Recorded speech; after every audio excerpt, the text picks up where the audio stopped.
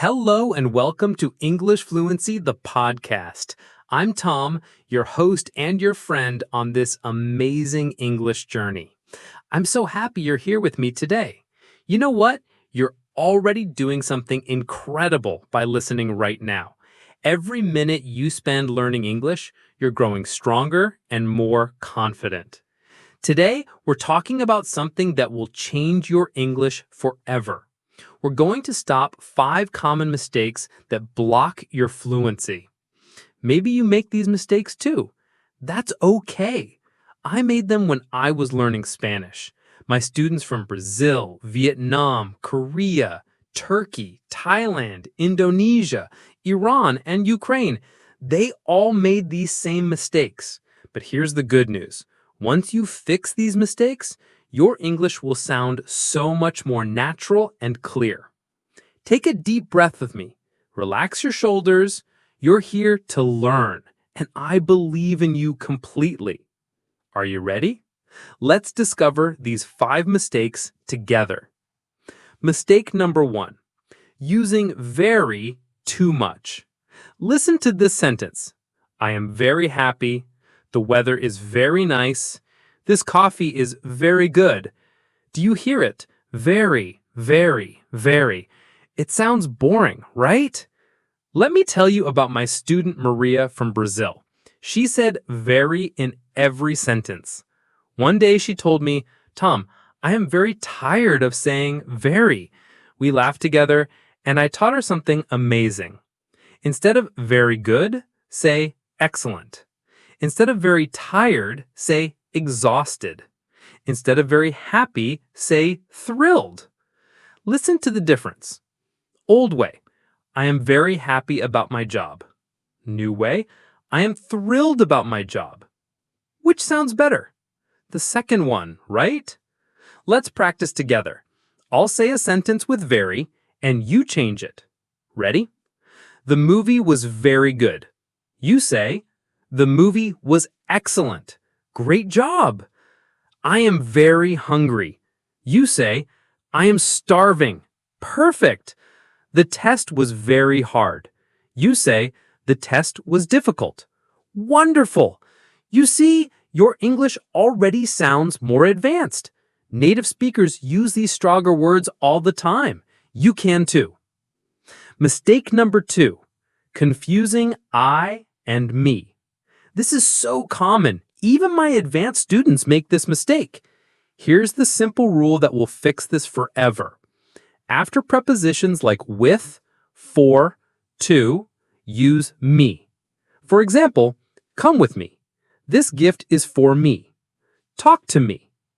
As the subject of a sentence, use I. For example, I am learning English. I like pizza. I want to travel. But here's where it gets tricky. What about sentences like this? My friend and I went shopping, or my friend and me went shopping. Which is correct? Here's my secret trick. Remove the other person. Would you say, I went shopping, or me went shopping? You'd say, I went shopping, right? So the correct sentence is, my friend and I went shopping. Let me share a funny story. My student Ahmed from Iraq always said, me and my brother like football. I taught him the trick. Now he says, my brother and I like football. His confidence grew so much. Let's practice. Repeat after me. My sister and I love movies. Come to the park with my brother and me. My parents gave the gift to my friend and me. Excellent work. You're getting this. Mistake number 3, using the wrong prepositions. Prepositions are small words like in, on, at, but they're very important. Many students say in Monday instead of on Monday, or at night instead of in the night. Here's a simple system. Use on with days, like on Monday, on Friday, on Saturday. Use in with months and years, like in January, in 2025, in winter. Use at with specific times, like at 3 o'clock, at midnight, at lunchtime. My student Yuki from Japan struggled with this. She always said, I have a meeting in Monday in 2 o'clock. After practicing, now she says, I have a meeting on Monday at 2 o'clock. Perfect! Let's practice together. Repeat after me. I wake up at 7 o'clock. My birthday is in March. I don't work on Sundays. Now you try. What preposition goes here? I'm going to the beach Saturday. Yes, on Saturday. Great. The movie starts 8 p.m. Perfect, at 8 p.m. You're doing amazing. These small words make a big difference. Mistake number 4. Overusing so at the beginning of sentences. I hear this everywhere. So I went to the store, so I bought some milk, so I came home. It sounds like you're not confident. Instead, try these natural connectors. First, then, after that, finally. Or sometimes start with no connector at all. Listen to the difference. Old way. So I woke up, so I had breakfast, so I went to work. New way. I woke up early. Then I had a quick breakfast. After that, I went to work. Which sounds more confident? The second one, absolutely. My student Carlos from Spain used so 20 times in 5 minutes. Now he tells stories like a native speaker. He says, yesterday was interesting. First, I met an old friend. Then we had coffee together. Finally, we made plans for next weekend. Let's practice storytelling. I'll start a story and you continue without using so. Ready? This morning was special. I woke up and saw snow outside. Now you continue. Then, or after that, or I decided to. Beautiful! You're thinking like a native speaker now. Mistake number 5. Translating directly from your language. This is the biggest mistake. Every language has its own logic. When you translate word by word, English sounds strange. For example, in some languages, you might say the equivalent of, I have 25 years. But in English, we say, I am 25 years old. In some languages, you say, I have hunger. In English, we say, I am hungry. Here are the most important I am expressions. I am hungry, not I have hunger. I am thirsty, not I have thirst. I am cold, not I have cold. I am hot, not I have hot. I am right, not I don't have reason. I am wrong, not I don't have reason. My student Dmitry from Russia always said, I have 30 years and I have hunger. After practice, he says, I am 30 years old and I am hungry. So much better.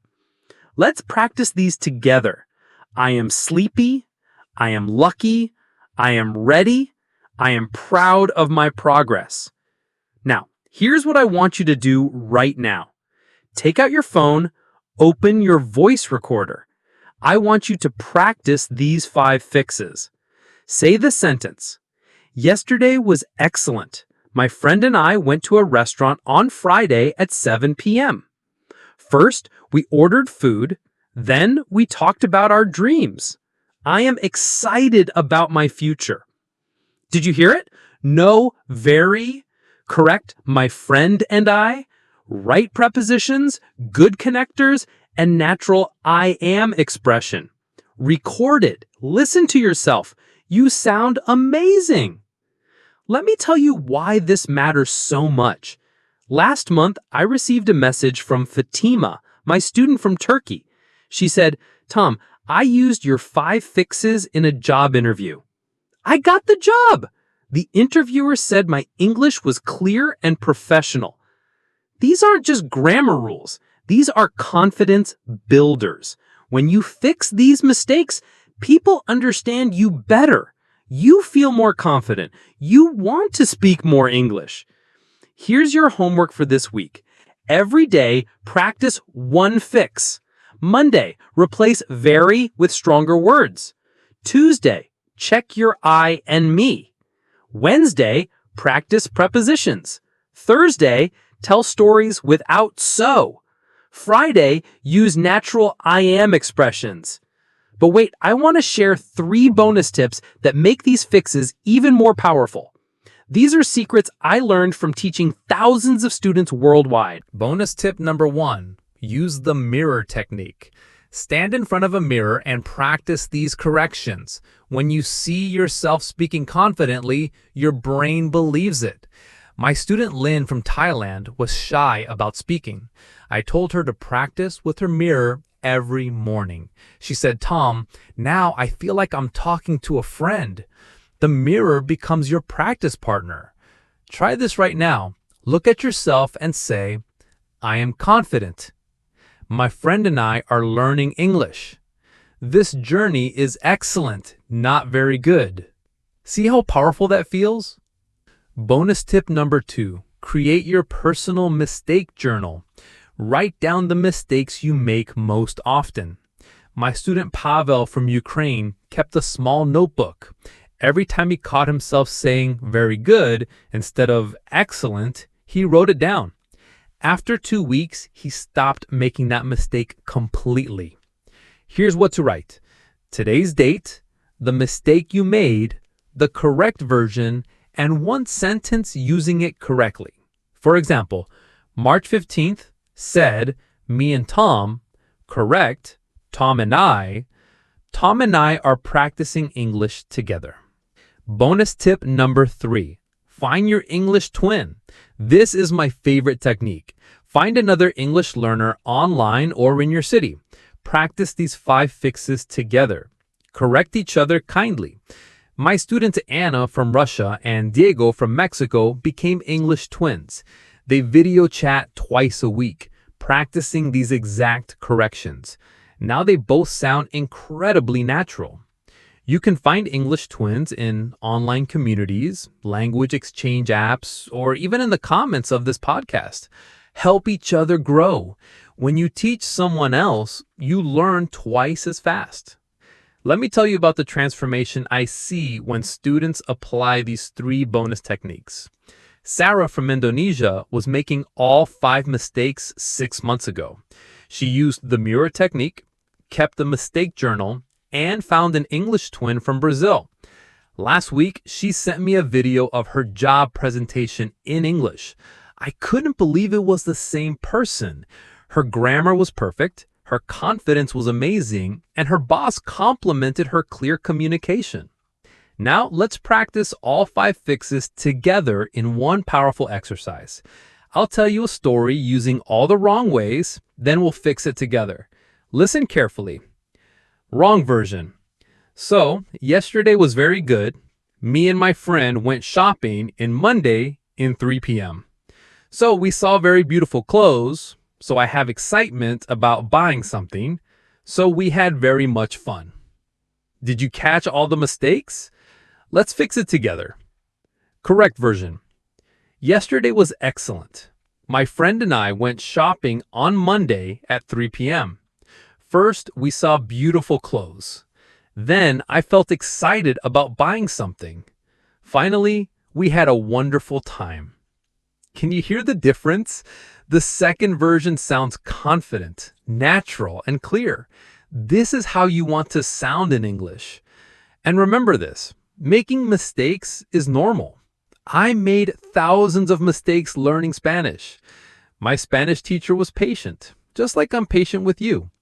Every mistake teaches you something. Every practice session makes you stronger.